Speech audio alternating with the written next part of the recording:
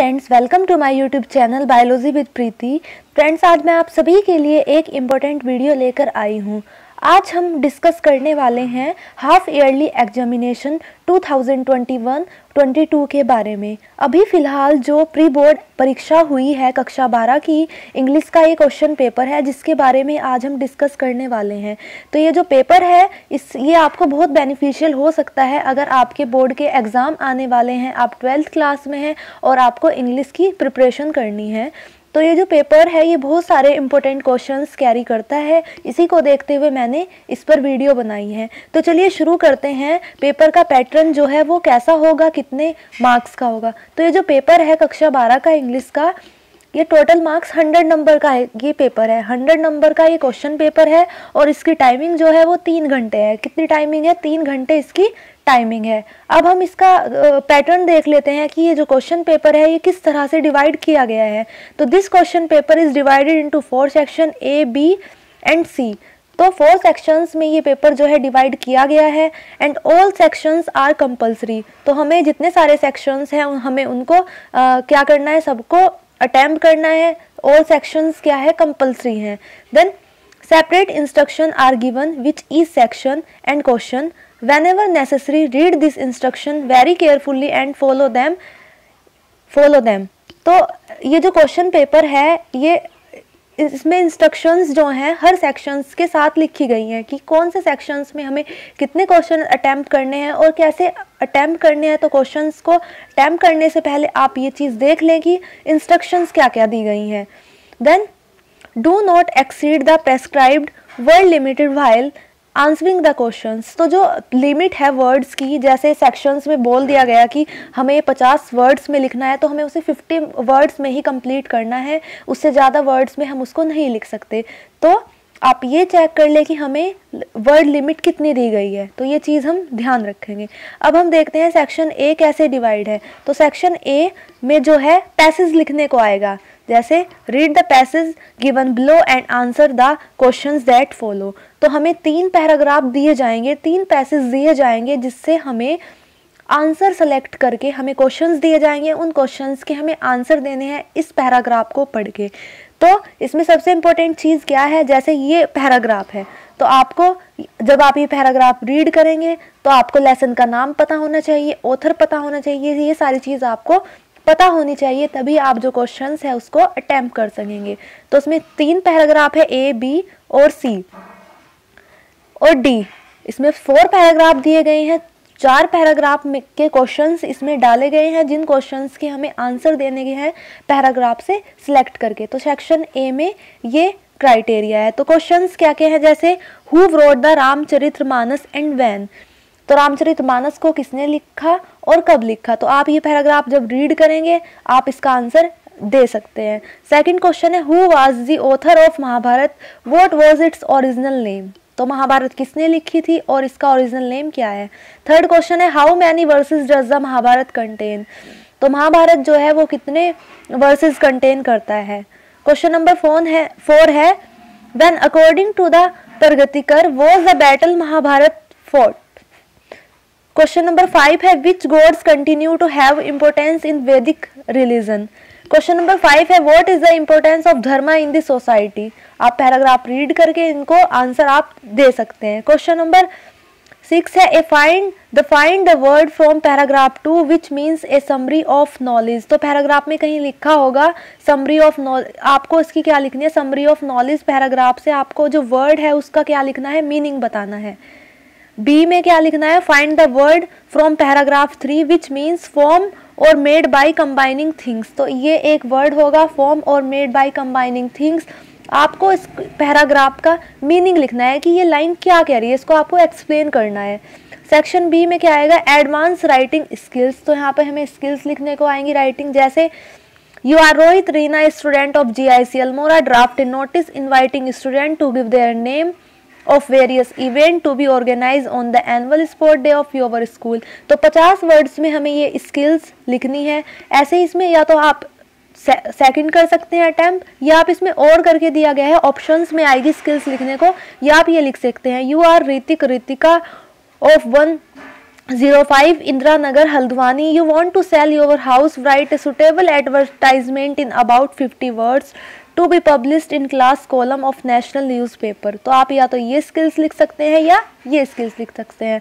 Question number 3 देख लेते हैं। You are Moni Mona of SVMIC Purola Uttarkashi, your school organize a blood donation camp of Gandhi Jayanti, write a report on the importance of blood donation. तो यहाँ हमें 100 से 125 words में ये कंप्लीट करना है। ब्लड डोनेशन की इम्पोर्टेंस क्या है उसको हमें बताना है।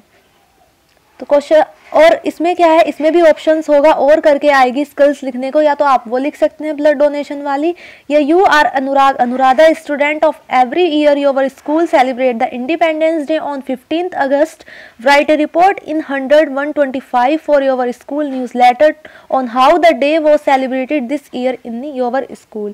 तो इंडिपेंडेंस डे को आपके स्कूल में कैसे सेलिब्रेट किया जाता है, इसको लेकर आपको 150 या 125 वर्ड्स में इसको कंप्लीट करना है। अब क्वेश्चन नंबर 4 देख लेते हैं। यू आर मयंक और Monika of DAV public school Dehradun, write a letter to the editor of local newspaper about many lawless activities going to outside your school campus.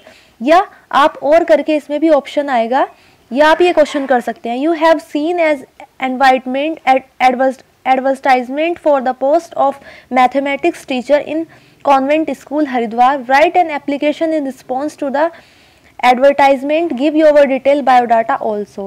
तो या आप ये क्वेश्चन कर सकते हैं या आप ही और करके इसको कर सकते हैं। क्वेश्चन नंबर 5 है। Games and sports should be made compulsory in school, do you agree, write an article in 150 to 200 words to be published in local daily.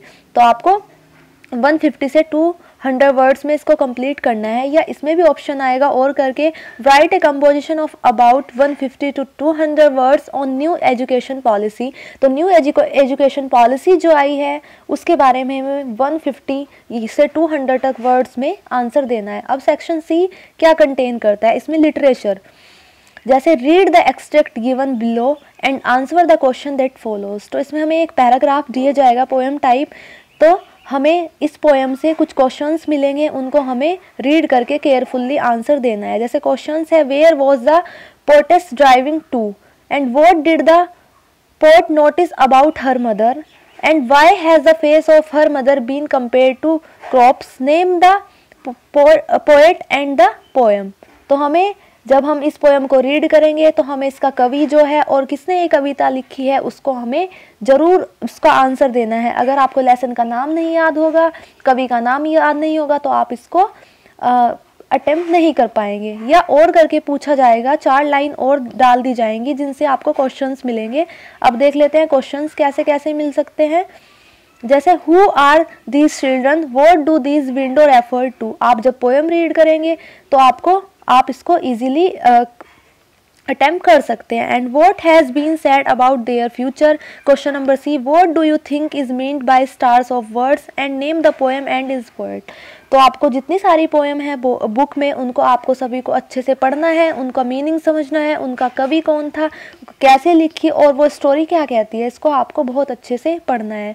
Question number 7 है, answer any 3 of the following questions. इसमें हमें 4 question दिए गए हैं, ये इसमें से हमें 3 को अटेम्प्ट करना है। तो what kind of pain and ache that the poet feels. तो कवि जो था उसको किस तरह का पेन था, ये आप पोएम पढ़कर आप आंसर दे सकते हैं।